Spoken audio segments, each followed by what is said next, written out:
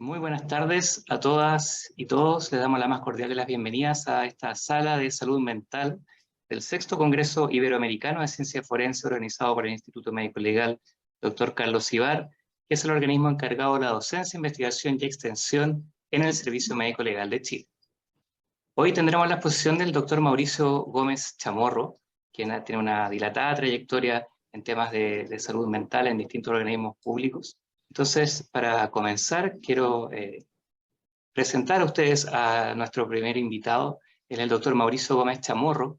Es médico psiquiatra formado en la Universidad de Chile, en el Departamento de Psiquiatría y Salud Mental del Campus Sur, formado en gestión de servicios de salud y en el campo de derechos humanos, legislación y salud mental. Durante 22 años trabajó en el Hospital Psiquiátrico del Peral y durante 12 años fue director de dicha institución. Durante su gestión se llevó a cabo el mayor proceso de desinstitucionalización, transferencia de servicios a la Red General de Salud y transformación de una institución psiquiátrica en Chile hacia un modelo comunitario. Desde fines del año 2010 y hasta mediados de 2014, se desempeñó por 4 años como jefe de servicio de psiquiatría comunitaria del Hospital de Buin y de Paine. Desde agosto de 2014 a septiembre de 2018, se desempeñó como jefe del Departamento de Salud Mental del Ministerio de Salud, que tuvo la responsabilidad de conducir la formulación del Plan Nacional de Salud Mental 2017-2025. Además, se ha desempeñado como consultor temporal de la Organización Panamericana de la Salud en diversos países de la región para apoyar procesos de reestructuración psiquiátrica. Desde abril 2019, retoma su trabajo como jefe de servicio de psiquiatría del Hospital San Luis en las comunas de Buin y Paine, en la región metropolitana, y desde este año se desempeña también a tiempo parcial como profesional asesor en el Departamento de Salud Mental del Ministerio de Salud. Por lo tanto, hoy tenemos un gran invitado y le invito a compartir su pantalla y a exponer lo que trae preparado para todos ustedes. Doctor, por favor. Perdón, se ve, estoy compartiendo pantalla, ¿no? Sí. Sí, doctor. Ya, se ve bien. Ya. Bueno, agradezco la invitación a este congreso. Debo confesar que la propuesta temática no fue fácil enfocarla, porque bueno, el trato digno y humanizado a personas con problemas de salud mental es un tema antiguo en psiquiatría y la verdad pero yo quería darle un foco especial con el ámbito forense, ¿ya? Porque, y de eso va a tratar en mi exposición, digamos, cuáles son las dificultades especiales que encontramos cuando nos relacionamos con población forense. Como antecedente, sabemos que las personas diagnosticadas con enfermedades de salud mental, y eso es una manera en que estamos abordando el cómo llamar a las personas con enfermedades de salud mental, que no son pacientes psiquiátricos, no son personas psiquiátricas, ni esquizofrénicos, ni con diagnóstico, son personas que han sido diagnosticadas. ¿Ya? Eso es lo que estas personas han experimentado, han sido diagnosticadas por alguien. Sabemos que en medicina y en psiquiatría también los diagnósticos varían, los diagnósticos de las personas se mejoran, se les quitan los diagnósticos a veces, y no deben ser rótulos que los acompañan de por vida. Pero a veces estos diagnósticos a veces son graves y son persistentes, y eso ha ocasionado históricamente experiencias de discriminación, de tratos inhumanos, degradantes, de institucionalización prolongada, de segregación. Los que hemos trabajado en instituciones psiquiátricas sabemos que hay gente que ha malgastado toda su vida al interior de estas instituciones. Y la psiquiatría ha transitado hace ya muchos años, décadas, un largo camino para avanzar a estándares de trato digno y respetuoso de los derechos. Pero cuando estas personas además tienen conflictos con la justicia, sabemos que la cosa se pone más pedregosa. A veces, estos conflictos de la justicia, aunque sean menores, a veces aunque sean faltas, no es infrecuente que por el hecho de haber un diagnóstico de salud mental, estas personas experimenten limitaciones a su libertad mayores que si fueran sometidas a un juicio penal sin considerar su enfermedad mental. Eso es algo que está documentado a nivel mundial, y yo creo que lo que voy a mencionar hoy día no es una cosa que sea exclusivamente de Chile. Yo lo he visto en otros países en los que me ha tocado participar como consultor de OPS, en que las personas que están con conflictos con la justicia muchas veces lo pasan mucho peor que las que no los tienen. La interfase entre sistema de justicia y sistema de salud psiquiátrico puede tener graves consecuencias para las personas con enfermedad mental. Y a nivel mundial, esta es un área compleja en los procesos de reforma psiquiátrica. Como ejemplo, por ejemplo, ustedes saben que Italia es un país pionero en la desinstitucionalización y en el cierre de instituciones psiquiátricas, y recién hace unos pocos años logró cerrar los hospitales psiquiátricos judiciales forenses, ¿ya? Y transformarlos también en un modelo de atención similar al de la reforma psiquiátrica italiana. Entonces, son procesos difíciles, de difícil abordaje. Quiero que hagamos una revisión un poco del estándar de derechos de las personas con enfermedad mental, y aquí me agarro un poco de lo que es la Convención de Derechos de las Personas con Discapacidad, que no es un sinónimo de enfermedad mental, pero muchas personas que tienen enfermedad mental que son graves, persistentes, caben debajo del paraguas de la Convención de Derechos de las Personas con Discapacidad, ¿ya? Y uno de los paradigmas importantes de la Convención es el artículo 12, que define el igual reconocimiento como persona ante la ley de las personas con discapacidad. Ustedes saben que a nivel mundial las personas con discapacidad han estado sujetas a procesos de interdicción, por ejemplo, ¿ya? Y este artículo 12 elimina ese paradigma y plantea que todas las personas con discapacidad tienen derecho al reconocimiento de su personalidad jurídica en igualdad de condiciones con las demás personas, y es que están los estados partes obligados a brindar apoyo que puedan necesitar en el ejercicio de tal capacidad. Y en el aspecto de acceso a la justicia, también plantea que las personas tengan igualdad de condiciones con los demás, con procedimientos ajustados, adecuados a la edad, con la capacidad de participar en los procesos, en los juicios.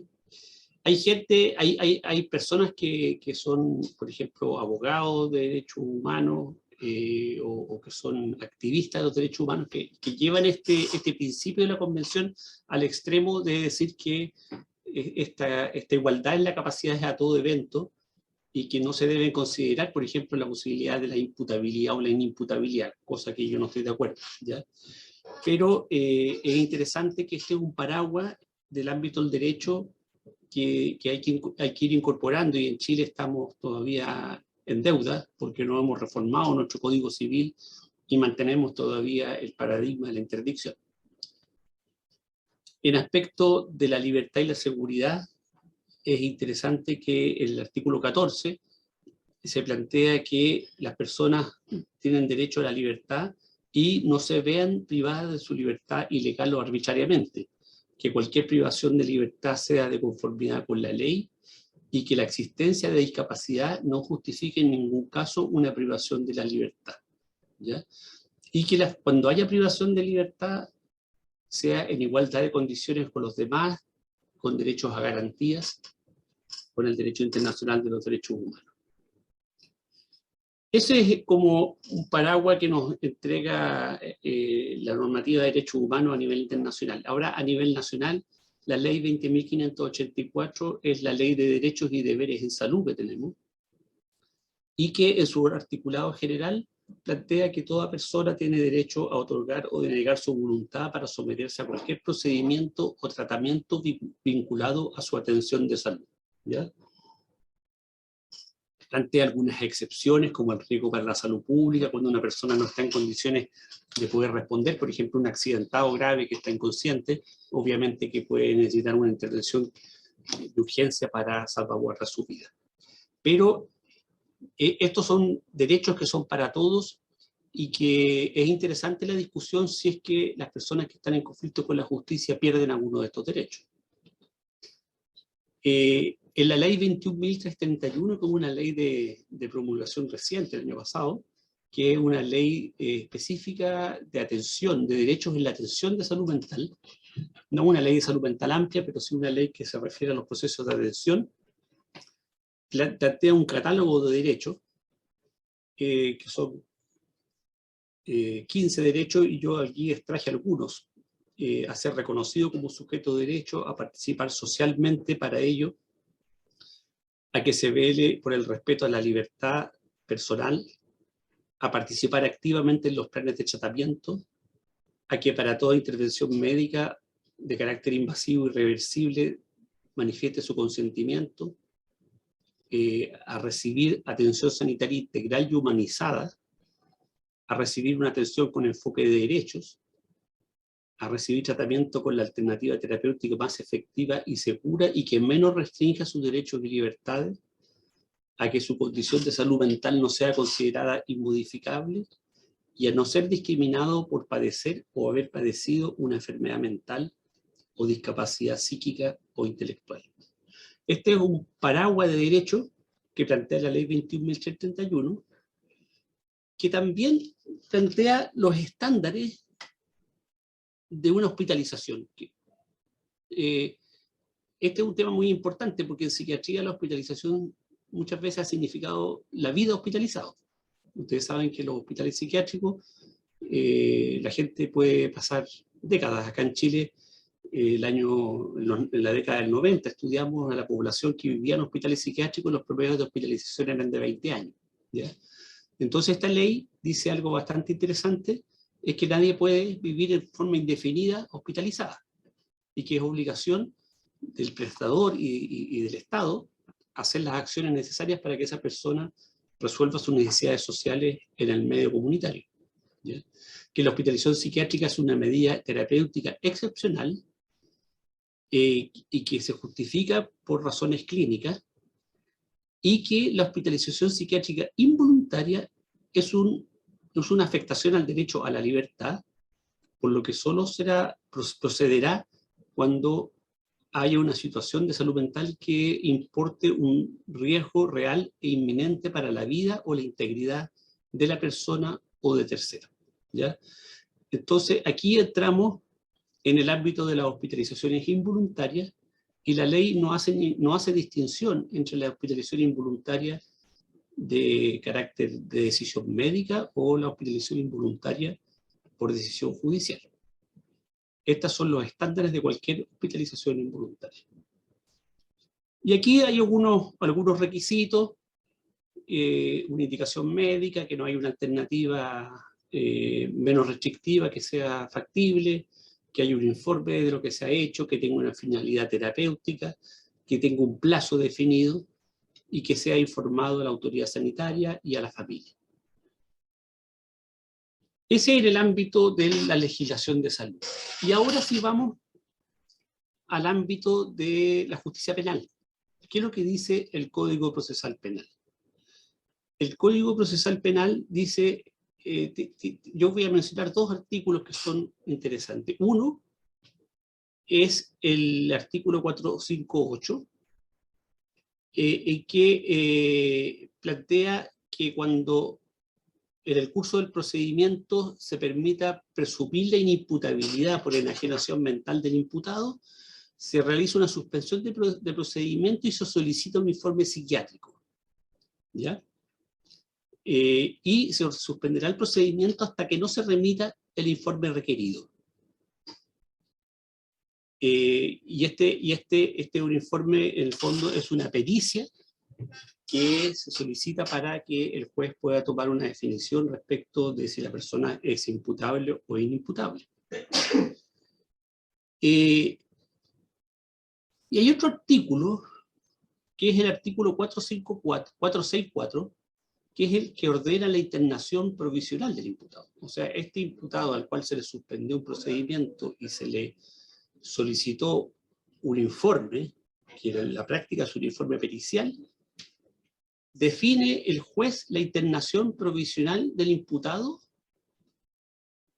Y aquí hay algo que es muy interesante, porque yo diría que aquí hay una afectación a la correcta interpretación y a la correcta ejecución de este artículo, que dice que esto procederá cuando el informe psiquiátrico practicado al imputado señalare que éste sufre una grave alteración o insuficiencia en sus facultades mentales que hicieran temer que atentará contra sí o contra otras personas. ¿Por qué digo que yo creo que aquí hay un problema y que nos tiene con bastantes dificultades? Es que finalmente la internación provisional se realiza para hacer el informe y no se fundamenta en un informe. ¿ya? Y yo creo que aquí hay un ámbito de coordinación entre el sistema de justicia y el sistema de salud que debiera mejorar y que podría solucionar bastantes cosas que voy a mencionar. Esto probablemente sea muy similar en distintos países porque los códigos procesales en distintos países funcionan de manera similar. Dicho eso, voy a mencionar algunas cosas que ocurren en la atención psiquiátrica común y corriente, digamos, la atención psiquiátrica general. Es un espacio donde, de manera excepcional con respecto al resto de la medicina, se producen situaciones de coerción, ¿ya? Se producen situaciones de coerción sin necesidad, muchas veces, de que actúe la justicia. Por ejemplo, aquí en esta lámina hay algunas expresiones de la coerción, por ejemplo, la institucionalización psiquiátrica, o sea, la vida prolongada dentro de instituciones psiquiátricas con funciones asilares. La hospitalización no voluntaria, que no siempre es la dictamina por un juez. En Chile, en este momento, el estándar es que la decide el equipo de salud, la autoriza una autoridad sanitaria y está sometida a un control de legalidad por un tribunal. Pero una hospitalización más bien sanitaria. También son medidas de coerción los tratamientos no voluntarios, ¿ya? Que ocurren generalmente en el marco de hospitalizaciones no voluntarias. En Chile no tenemos la figura del tratamiento involuntario en la comunidad, que se ha implementado en algunos países, en general con malas evaluaciones y malos resultados. Hasta hace poco tiempo en Chile también existían procedimientos irreversibles que se podían realizar sin el consentimiento de la persona. Y en personas con discapacidad se podía, por ejemplo, realizar una esterilización sin que hubiera consentimiento y con la autorización de terceros, o la revisión de un comité de ética o de una institución independiente de la persona, y como una comisión de protección de derechos. Pero eso, a la luz del derecho internacional, significa una esterilización forzada. Así que la ley 21.331 prohibió todo tipo de procedimiento irreversible que no contara con el consentimiento directo de la persona, y si no, la persona no tiene la capacidad para consentir, entonces no se puede hacer sencillamente. Otra forma de coerción son las restricciones a la libre circulación, que ocurren frecuentemente cuando una persona se hospitaliza y quiere salir del servicio de psiquiatría y le dicen no, usted no puede salir hasta que el médico no lo autorice. Es una forma de coerción que no ocurre en un servicio de medicina, por ejemplo. Y por último, los procedimientos de aislamiento y contención que pueden ocurrir en el contexto de crisis, de agitación, de conductuales que pueden ocurrir en un contexto de hospitalización psiquiátrica de que la persona se le contiene, se le aísla, ¿ya? Son todas formas de coerción que están bastante estudiadas y que pueden ser bastante nocivas, aunque cuando se hacen, siempre se hacen con un fin de beneficencia. Por eso que en general, a nivel mundial, en la atención psiquiátrica se está intentando, hay un movimiento importante por establecer servicios no coercitivos, sin coerción, o que la coerción se reduzca al mínimo. Y esta es una lámina que hemos ido construyendo de cómo tener servicios orientados a eliminar la coerción, en que está obviamente la adherencia a las normativas de derechos y derechos humanos, reducir al máximo la hospitalización no voluntaria, cosa bien difícil, porque a nivel mundial ha ido aumentando mucho la hospitalización no voluntaria, en parte porque con una mayor adherencia a la normativa de derecho están siendo reportadas como involuntarias muchas hospitalizaciones que antes ni siquiera se reportaba que estaban siendo sin consentimiento.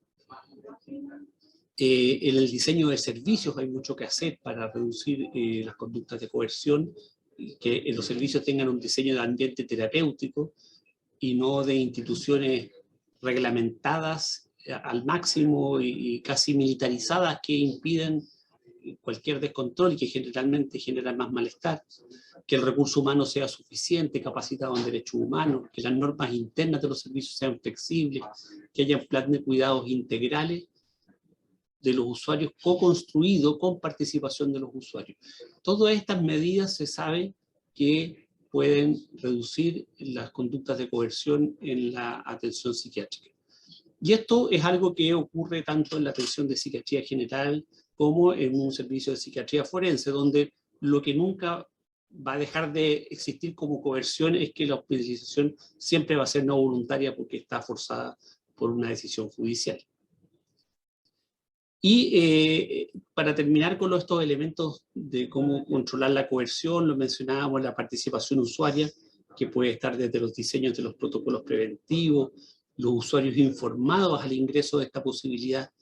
No es infrecuente que en la atención de salud psiquiátrica las personas ingresen voluntariamente a una hospitalización y que cuando deciden suspenderla, si es evaluado que la persona no está en condiciones de irse, se le niega el egreso. Y eso es como que tú entras a un lugar y después no puedes salir cuando tú entraste por tu propia voluntad. La expresión de preferencia anticipada sobre formas de cómo desescalar situaciones de agitación, y que el usuario pueda expresar al equipo su opinión y versión de lo ocurrido cuando hubo un episodio de agitación y de contención, que haya claridad respecto a los procedimientos de actuación y que haya vigilancia de la autoridad sanitaria, supervisión activa de organismos de protección de derechos que sean autónomos y competentes. Todos estos son modelos que se han ido creando a nivel mundial para reducir la coerción en la atención psiquiátrica. Y eso era como un paréntesis para hablar de algo que ocurre en cualquier contexto de atención psiquiátrica, pero volvamos un poco a nuestra interacción entre salud y justicia, ¿ya?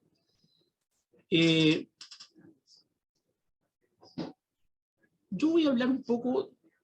Yo nunca he estado desde el lado, del sistema de justicia, no trabajo en el sistema de justicia, siempre he estado del lado del sistema de salud, ¿ya? Por lo tanto, voy a hablar desde la percepción de los clínicos que trabajamos en servicios de salud muchas veces cooperando con la justicia. Y nosotros desde nuestra práctica experimentamos básicamente 3 formas en que el sistema de justicia actúa sobre las personas con enfermedad mental por medio del sistema psiquiátrico. Las de mayor impacto son sin duda las que ordenan los tratamientos involuntarios, que es una detención judicial en un servicio hospitalario psiquiátrico. Para que una persona sea objeto de una internación provisional dentro de un servicio psiquiátrico, tiene que estar con una medida de prisión preventiva y tiene que cumplir los requisitos para ello y eso traducirse en una internación en un servicio de hospitalización. Pero también hay otro par de fórmulas. Una son las medidas de protección, que a veces son hechas por jueces de familia. Las medidas cautelares, que son las que hemos estado hablando de personas imputadas de delito. Y cuando las personas ya se declaran imputables, se dictan las medidas de seguridad para personas inimputables por enfermedad mental en que cumplen una medida de permanencia en un servicio de hospitalización. ¿Por qué hablamos de detención judicial? Porque es una detención ordenada por un juez, en que los técnicos de la salud mental rara vez somos consultados para indicarlas y solo podemos solicitar que se les ponga término. Según el Código Procesal Penal, debiéramos ser consultados para indicarlas, porque para indicarlas debiera haber un informe psiquiátrico. Lo habitual es que el informe psiquiátrico se nos pida realizarlo una vez decretada la internación. ¿Ya? Entonces ahí hay un punto que yo quiero dejar como destacado, porque creo que es un ámbito que debiera mejorar la coordinación entre salud y justicia. Este es una lámina que muestra cuál es el desarrollo de los servicios forenses en nuestro país. En Chile, desde el año 2000 aproximadamente, se empezaron a desarrollar servicios forenses específicos que antes no existían. Los primeros que se desarrollaron fueron los que están aquí a la mano derecha, que son los para el cumplimiento de medidas de seguridad, porque Salud tuvo que hacerse cargo de una deuda de que había mucha gente que estaba en recintos carcelarios, declarados inimputables y mantenían su condición de estar presos, cuando debían estar cumpliendo estas medidas de seguridad dentro de hospitales públicos. Y se crearon unidades de mediana complejidad y alta complejidad forense que son para el cumplimiento de estas medidas de seguridad y que están en un número de cerca de 130, 133 plazas, camas en distintos centros de salud. Y posteriormente se crearon estas unidades que dicen WEPI y UPFT, que son para la internación provisional, para evaluación de imputados, para la realización de pericias y tratamiento de personas que se les suspende el juicio mientras se aclara su situación de salud mental, se realiza una pericia para entregarle información al juez para que pueda decidir respecto de en el juicio si la persona cometió un delito, si es responsable o no responsable de ese delito, si es inimputable o no, ¿ya? Y esta es una red forense que hoy día existe en Chile y que se hace bastante poca, especialmente en el ámbito de la internación provisional, porque siempre hay una brecha de camas y muchas veces los jueces, cuando no tienen acceso a camas, recurren a los hospitales generales y ocupan los servicios de psiquiatría general destinados a la población general para la internación de imputados con gendarmes, lo cual violenta el derecho de la población general a recibir una atención psiquiátrica tranquila y no con gendarmes armados en torno a sus camas, digamos. Se genera una gran convulsión por esto. Y en esta interacción de salud-justicia, hay algunas preguntas que yo no las tengo claras y que yo creo que sería interesante una conversación entre salud y justicia. ¿Qué derechos pierde el imputado? El imputado pierde el derecho a la libertad, claramente, porque está sometido a un juicio penal por un delito probablemente grave. Si se decreta una internación provisional es porque cometió un crimen que era acreedor de una pena privativa de libertad, por lo tanto, el derecho a la libertad está claramente complicado. Pero pierde otros derechos, pierde el derecho a decidir sobre su tratamiento. La ley no es clara respecto de eso, ¿ya? Pierde el derecho a irse de alta apenas cesa su condición de gravedad. ¿Qué derechos pierde el inimputable también? El inimputable cuando se declara que es inimputable y va a cumplir una medida de seguridad hospitalizado. ¿Hay otros derechos que pierde? Pierde el derecho a ir a su domicilio, a salir a la casa, a integrarse socialmente mientras está hospitalizado. Ahí hay una cantidad de cosas que no están bien resueltas. Yo creo que son temas que hay que conversar. La otra pregunta son cuáles son los objetivos y cuáles son los límites de las hospitalizaciones involuntarias judiciales.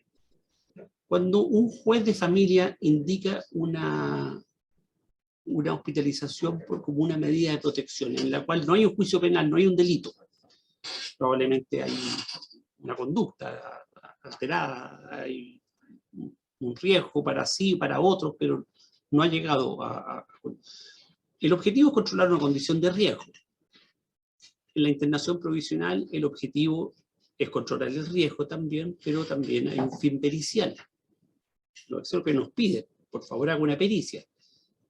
Muchas veces el servicio médico legal no tiene capacidad para hacerla, a veces en regiones más difíciles, y los propios equipos de salud tienen que hacer la pericia y tienen que distinguir en su función tratante de la función pericial, porque son incompatibles.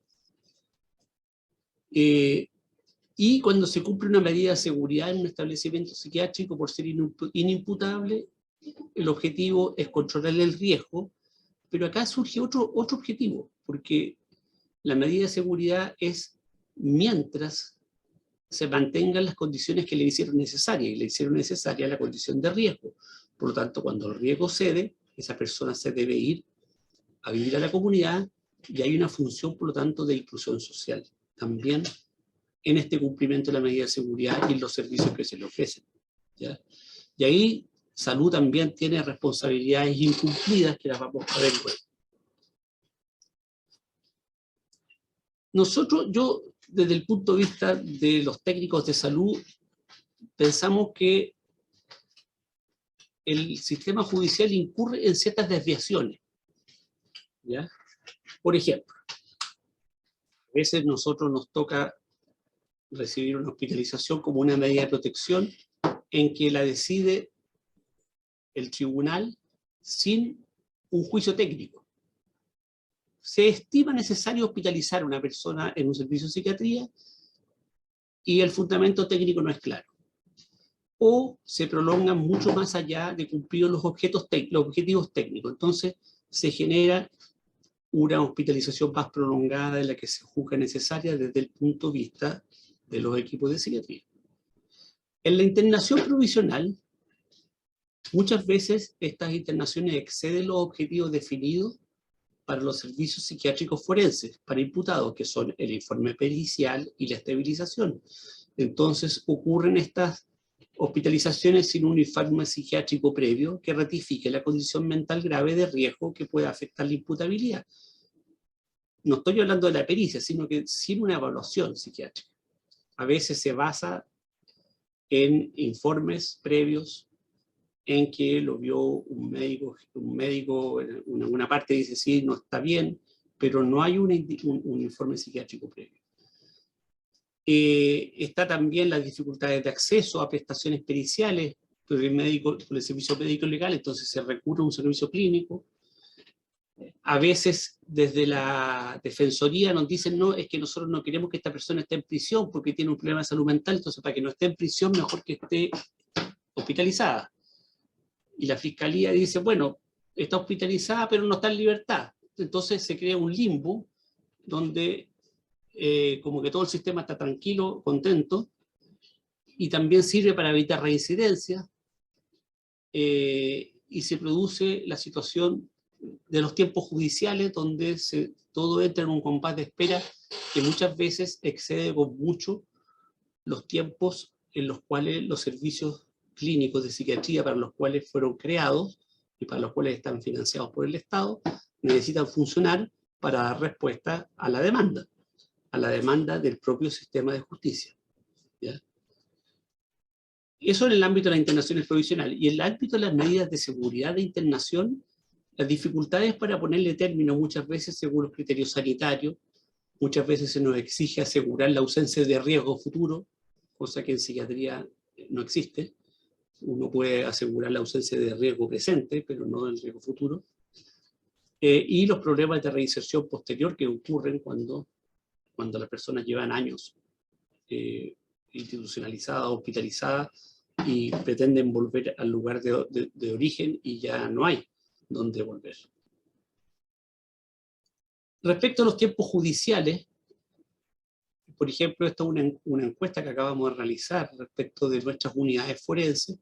Vemos cómo en la región metropolitana de Valparaíso, los tiempos de las unidades de evaluación de imputados, estos son los tiempos de hospitalización en promedio, 180, 140, 230, 175 días.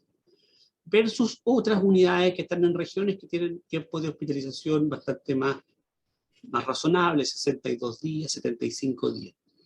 Esto significa que las personas, y eso tiene que ver con los derechos, con el trato humanizado, las personas permanecen hospitalizadas en servicios que no son muy de ambientes terapéuticos muy agradables, porque son lugares duros donde todas las personas son imputadas, todas las personas son graves, están sometidas a altos niveles de restricción, a cuidados de gendarmería, por tiempos superiores a la necesidad, detenidos sin que aún se defina si han cometido un delito, porque se ha suspendido el procedimiento judicial, y que cuando tengamos el informe pericial se irá a declarar si cometieron delito y si son imputables o si son inimputables, ¿ya?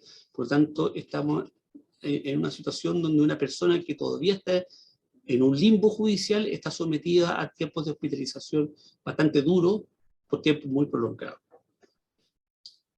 Visto del otro lado de los servicios, como servicio se nos dice, señores, ustedes no tienen camas para hospitalizar a los imputados, Por lo tanto, por favor, cree más camas o vamos a ocupar los servicios de psiquiatría general porque necesitamos que estos imputados no estén presos porque es ilegal que estén en la cárcel.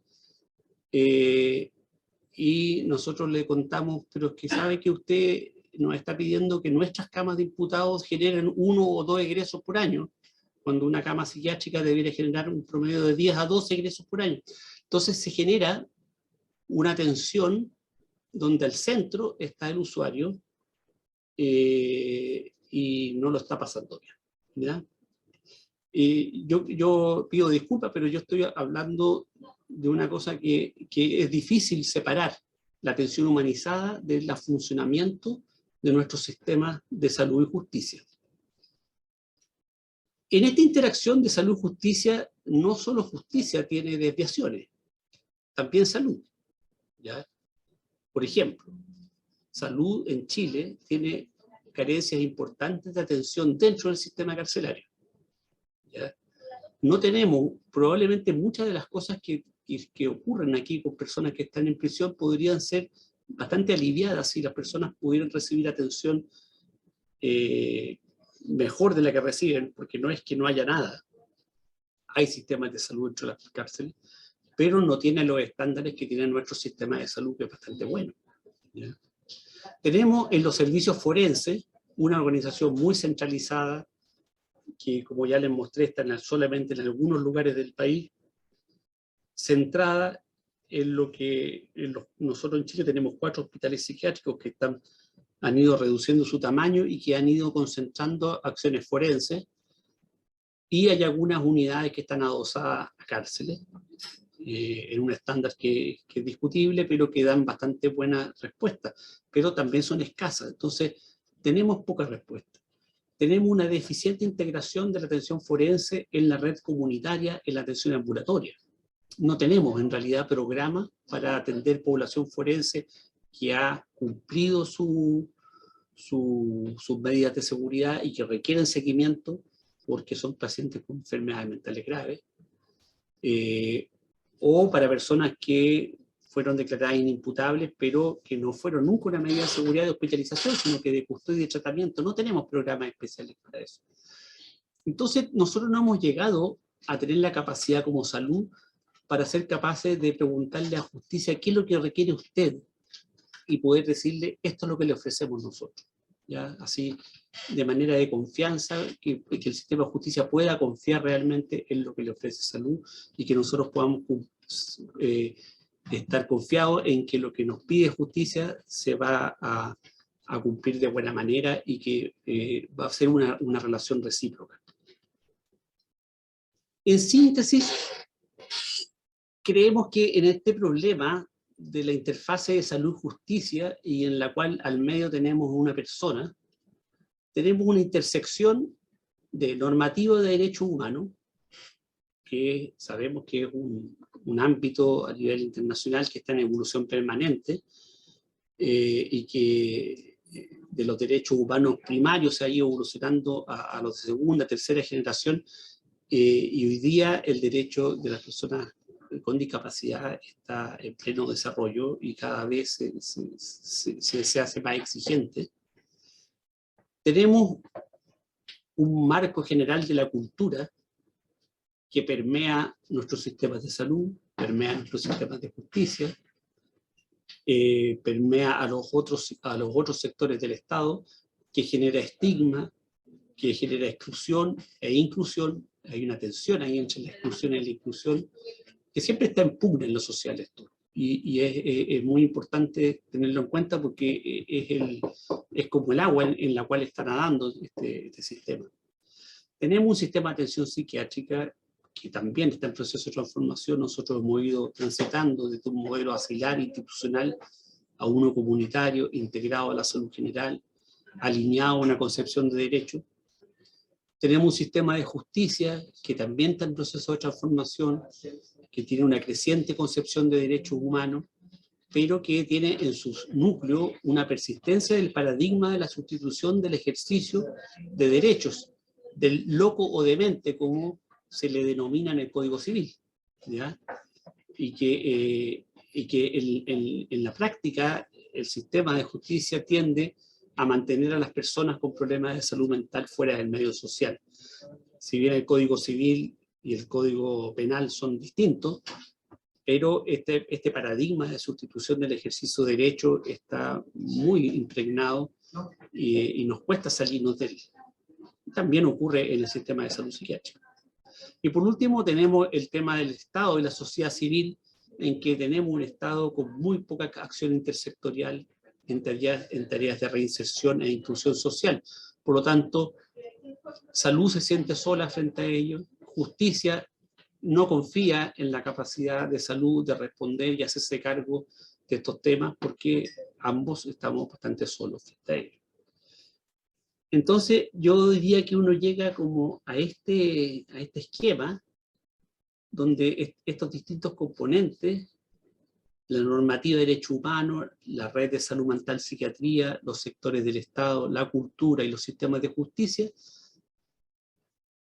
encierran al sujeto con diagnóstico de salud mental en conflicto con la justicia, que probablemente estas letras debieran estar en un tamaño mucho más pequeño, porque el sujeto queda bastante empequeñecido frente a estos cinco globos, digamos, que están en permanente tensión y que frente al cual este sujeto yo creo que no sabe dónde reaccionar y a quién acudir cuando está enfrentado a situaciones que a veces, a mí al menos me parecen que son algo kafkianas, digamos, en su resolución.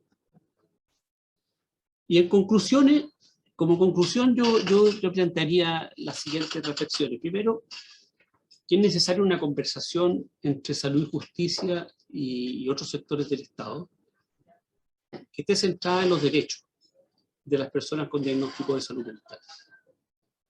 Una conversación que también debiera escucharlos a ellos. Yo nunca he sabido de un grupo focal que hable con los imputados o que hable con los inimputables y preguntarles qué piensan de su situación. Porque si estamos hablando de los realmente inimputables, son personas con enfermedades mentales graves que han caído en conflicto con la justicia a causa de una enfermedad mental. No personas que cometen delitos y que además tienen una enfermedad mental. Distinción que es muy importante de hacerla. Sabemos que el 20-25% de las personas tiene algún problema de salud mental, pero no todos esos problemas de salud mental generan delitos. Por lo tanto, cuando estamos hablando de personas con enfermedades mentales graves, que han caído en conflicto con la justicia y a raíz de eso han cometido delitos graves y están en condiciones de imputado o ya declarados inimputables, son personas con las cuales sería bueno hablar con ellos y preguntarles qué necesitan. Nosotros necesitamos adecuar nuestro funcionamiento a sus derechos y a sus necesidades. No siempre la ley es tan alineada a los derechos y a las necesidades de las personas. Por ejemplo, hay derechos ciudadanos. A lo mejor algunas de estas personas nos dirían, ¿sabe qué más? Prefiero responder con igualdad ante la ley, porque a lo mejor es menos gravoso estar sin sospecha de enfermedad mental. A lo mejor cometí un delito menor y salgo libre más rápido que si sospechan enfermedad mental y me someten a esta cantidad de procedimientos. Existe también un derecho no solo a no estar en prisión, sino también el derecho a no vivir hospitalizado. ¿Ya? La hospitalización involuntaria es una privación de libertad también. Las personas también tienen derecho a no ser marginados del medio social, más allá de los motivos que la ley indica para lo judicial, ni de los que la ley prescribe para lo sanitario. Y yo creo que muchas veces pasamos esos límites, ambos sistemas. Y por último, y que lo puse aquí en negrita, en destacado, pienso que el conjunto de sectores del Estado y de la sociedad civil, en especial los sistemas de justicia y salud, debiéramos actuar más sinérgicamente para favorecer el debido proceso el cuidado sanitario y la inclusión social, como tres elementos que debieran estar marchando unidos, digamos, ¿ya?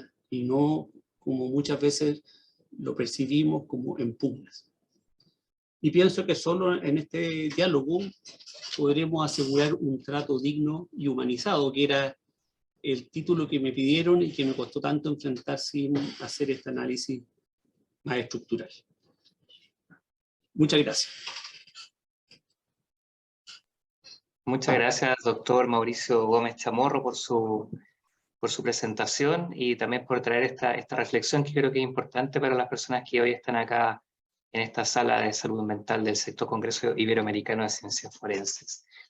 Bien, no sé si alguien tiene alguna pregunta o comentario. Voy a abrir el chat para que puedan hacerlo a través del chat, o si desean también pueden levantar la mano virtual que hay abajo en la cinta negra, y ahí les damos un poquito de audio para que puedan hacer estas preguntas. Así que ahí está abierto el chat, y si lo quieren hacer en voz alta, levantan la mano y le activamos.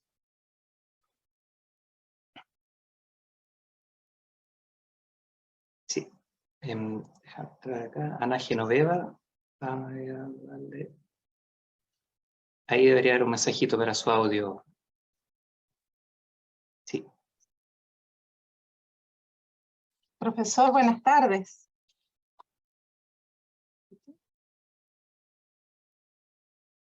¿Se escucha, no? Sí. Profesor, buenas tardes. Yo quería preguntarle respecto de un tema que estrictamente desde el ámbito forense resulta bien interesante de debatir con las personas portadoras de alguna patología psiquiátrica, específicamente aquellos que están en la discusión de la inimputabilidad y el consentimiento informado o la capacidad de consentir la participación en las entrevistas periciales, ¿no? Porque si una pericia termina dando como resultado, justamente termina dando cuenta, digamos, de la inhabilidad para comprender, conocer y por lo tanto para ajustarse en los parámetros sociales, ¿cómo debiera manejarse, según su punto de vista o su sugerencia, este acto que es un acto ético, ¿cierto?, de la labor forense y que tiene que ver con el asegurar la capacidad que tiene el sujeto de consentir la participación en un proceso pericial, conociendo también cuáles son las consecuencias, por ejemplo, ¿cierto?, de participar de estos hechos?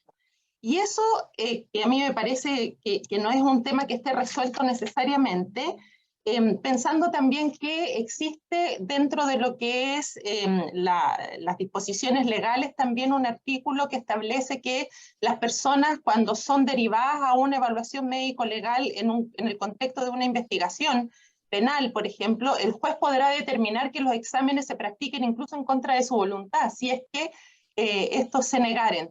Y bueno, quería conocer cuál es su opinión respecto de este tema y específicamente del consentimiento informado o de la capacidad para consentir la participación de la pericia de estas personas.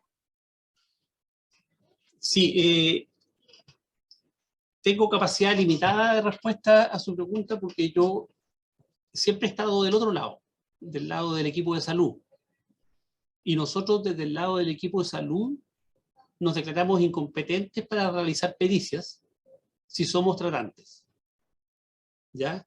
Cuando somos tratantes tenemos un deber de confidencialidad que no podemos vulnerar, a menos que el juez nos pida el informe psiquiátrico, y ahí estamos obligados a entregar un informe psiquiátrico, pero no a realizar una pericia, porque ahí estamos cumpliendo otra función. ¿Ya? Yo desconozco en realidad si es que la persona puede negarse a la pericia. O sea, puede guardar silencio, obviamente, puede no participar de la pericia, pero no sé si tiene el derecho a consentir de la pericia. ¿Ya? Ahí creo que hay una diferencia entre guardar silencio y consentir. ¿Ya? Ahí no tengo bien claro. ¿Ya?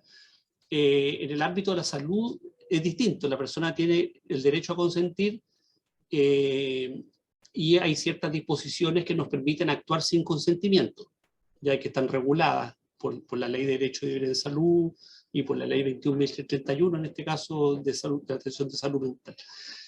Pero no tengo claro cómo ocurre eso en el ámbito pericial. Lo que sí tengo claro es que como tratantes, y eso nos trae muchos conflictos cuando un juez nos envía a un imputado a un servicio de psiquiatría general, generando todo el desmadre que genera tener gendarmes armados dentro de un servicio de psiquiatría general donde hay personas que están hospitalizadas para tratarse una depresión, y esto se transforma en un ambiente carcelario que nos genera muchos problemas. Por eso que hemos tratado de sostener los equipos de psiquiatría forense especializados para resolver estas necesidades. Pero confieso que no tengo la respuesta precisa. A lo mejor alguien del público tiene, porque veo que hay mucha gente que debe ser muy especializada, que puede saber esa pregunta. Yo la podría preguntar a gente que trabaja en el ámbito, pero yo no he estado en esa posición.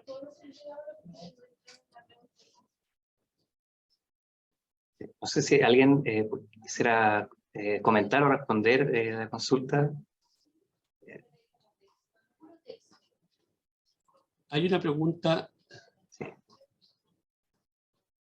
Hay una pregunta de Isabel Sánchez que dice: ¿cómo podremos aprender a convivir con las personas con enfermedades mentales si no hemos sido educados para eso? Es interesante, es una pregunta que tiene que ver con el estigma. Con los prejuicios y lo que pensamos nosotros sobre las personas con enfermedades mentales. La verdad que yo he llegado a la conclusión de que no hay una educación para eso. Lo que hay es el aprendizaje en base al contacto, en base a la experiencia de saber que, pero primero es definir qué es lo que es enfermedad mental, porque el 20% de la gente, de las personas, de los habitantes de este país, en algún momento de un año tendrá una enfermedad mental. Un porcentaje menor de ellos tendrá una enfermedad mental grave, que genera ciertas peculiaridades, digamos. Yo creo que cuando hablamos de enfermedad mental hablamos de gente que tiene algunas conductas que nos parecen distintas, extrañas, no solamente una ansiedad, una depresión.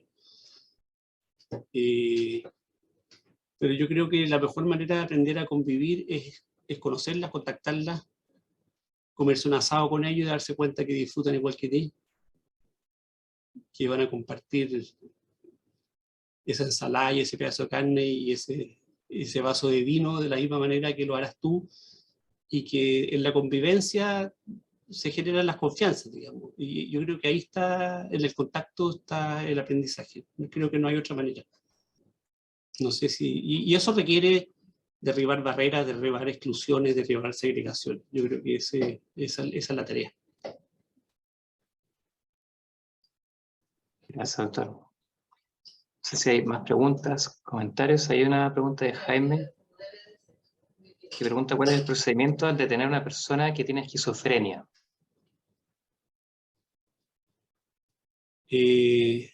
¿Por qué habría que detener a una persona que tiene esquizofrenia?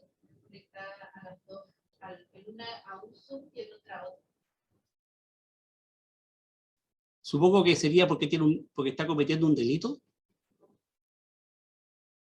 Si gusta, puede activar el audio, Jaime. Lo voy a poner ahí para que pueda... Más fácil. ¿Ahora sí me escucha? Sí. Sí, sí. Bueno, lo que pasa es lo siguiente. Yo soy criminalista, soy perito criminalista. Entonces pasó un caso de una persona X tenía esquizofrenia y está toda su vida, digamos, ya desde chiquitito fue de alguna forma demostrado científicamente a través de su diagnóstico y todo que tiene esquizofrenia. Y dentro de su situación en un momento le faltó el respeto a su mamá.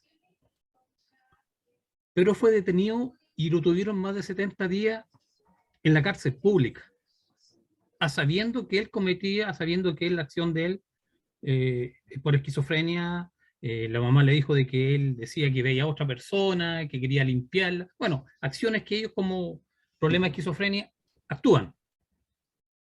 ¿Cuál realmente sería ser el procedimiento? Debido de que, por ejemplo, esta persona actualmente, lamentablemente, este chico murió, porque dentro de su situación no quiso escapar de su casa un día, se metió por entre medio de la reja, murió aplastado entre medio de la reja. Ya estuvo 6 horas ahí y nadie pudo hacer nada. Pero es tan simple como eso. ¿Cómo puede actuar en este sentido Si una persona está en forma definitiva y determinada de que tiene esquizofrenia, se le indica cuando es detenido de que tiene esquizofrenia y lo mantienen 77 días dentro de la cárcel pública, fuera de que le pegaron, fuera que hizo muchas cosas por defenderse. Al final, después de 77 días, recién le dieron la libertad.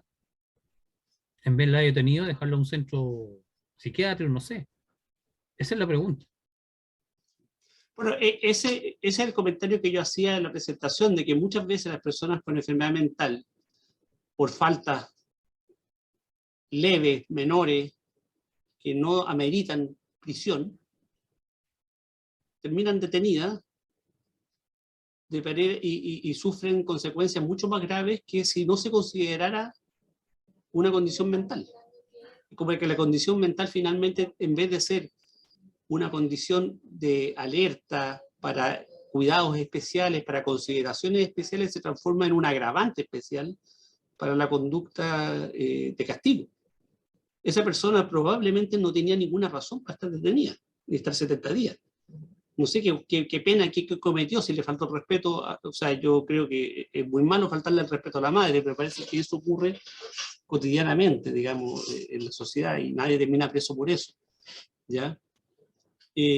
A nivel mundial, esa alerta se ha levantado de que las personas con enfermedades mentales deben ser trasladadas en su proceso, cuando se detectan faltas leves, no a servicios de justicia, sino que a servicios de salud, ¿ya? Para que se evalúe su condición, se les apoye, se les ofrezca lo que requieren, ¿ya? Específicamente eso fue lo que se le entregó. O sea, yo creo que lo que usted cuenta en realidad es para una denuncia al Instituto Nacional de Derechos Humanos. Es gravísimo. La persona está fallecida, sí, lamentablemente. Sí, claro. Pero esas cosas pasan muy frecuentemente. Por eso que yo en esta presentación quise hacer más bien un enfoque más bien estructural, ¿ya?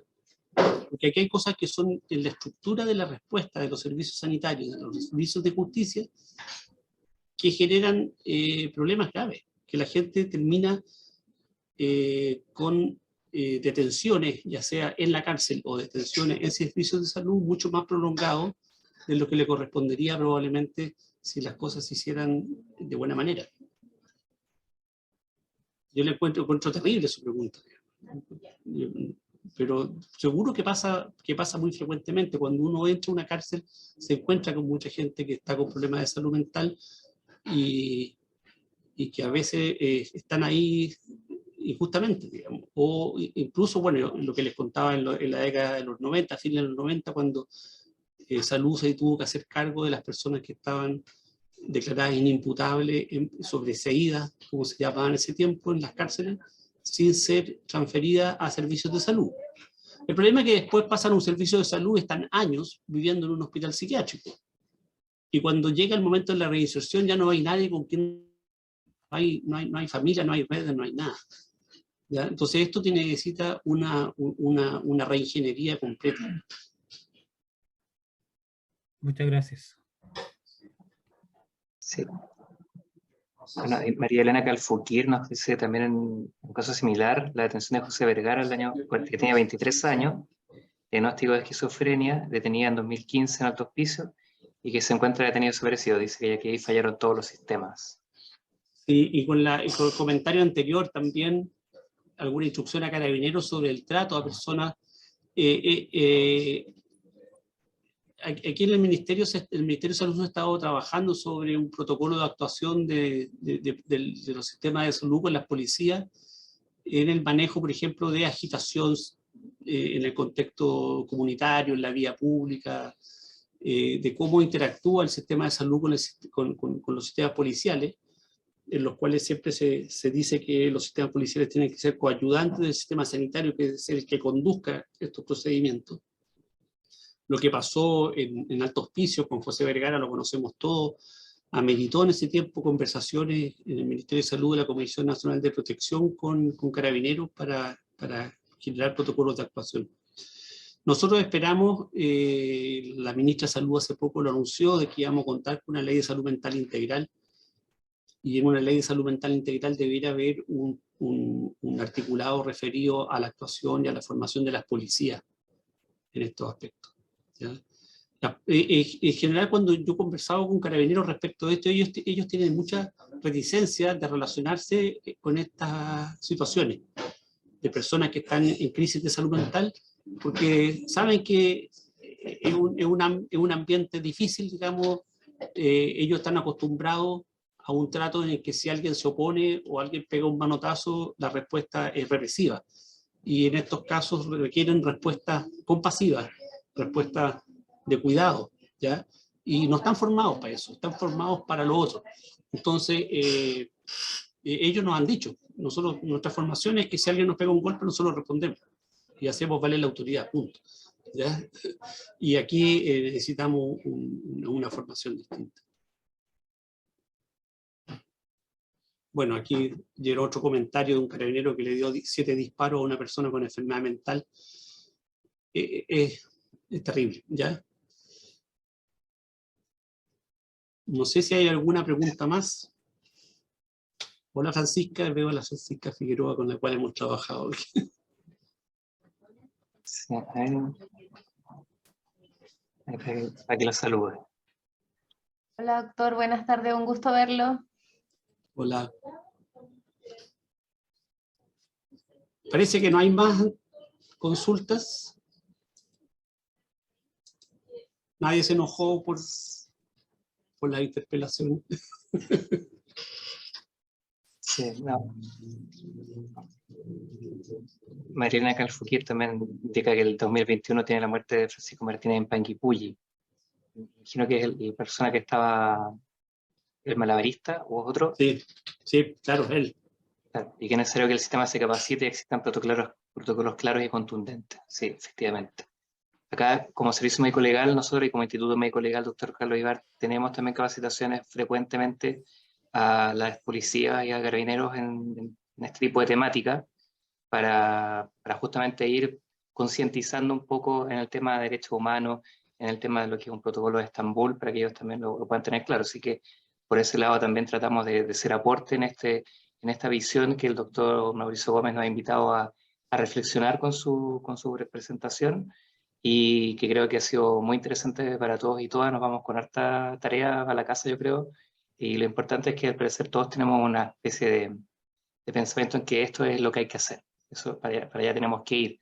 Así que yo le quiero agradecer al doctor Mauricio Gómez Chamorro por su presentación, por su invitación a la reflexión, y a todas las personas que han comentado, para que ojalá que este pequeño espacio les haya podido servir para luego ir a su trabajo y mantener este respeto sine qua non a los derechos humanos. Así que muchas gracias. Le quiero pedir un abrazo virtual al doctor Mauricio Gómez, y nada, felicitarlo y dejarlo invitado para futuras exposiciones.